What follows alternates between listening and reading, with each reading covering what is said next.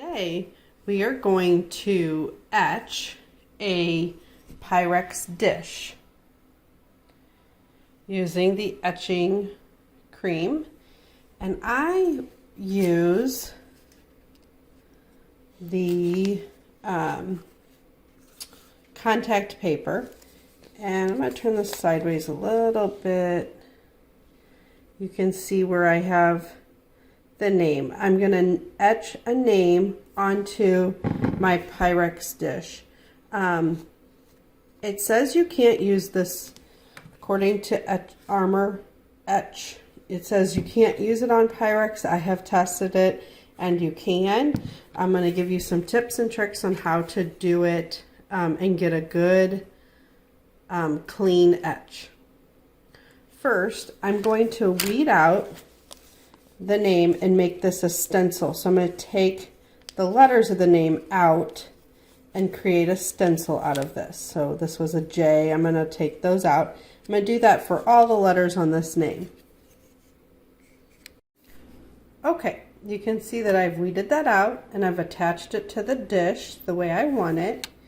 And I'm going to go ahead and apply the etch armor.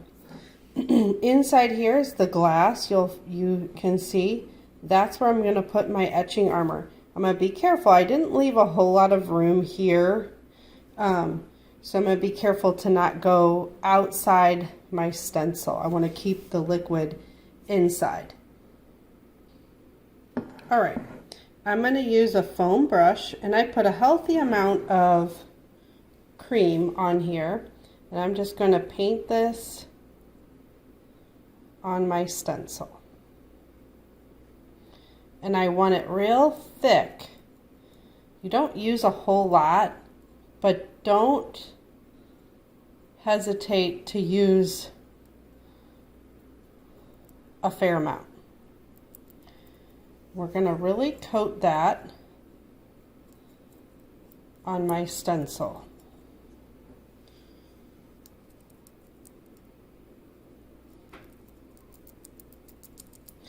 Now the directions say to swirl it like this.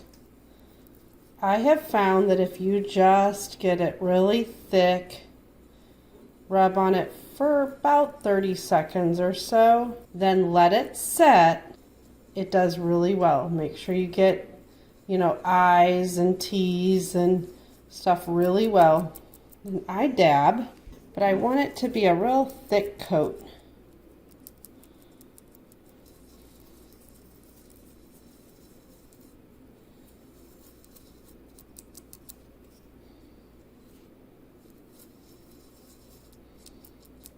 Okay, I'm going to set that aside to really etch itself into the glass, and we'll see our results.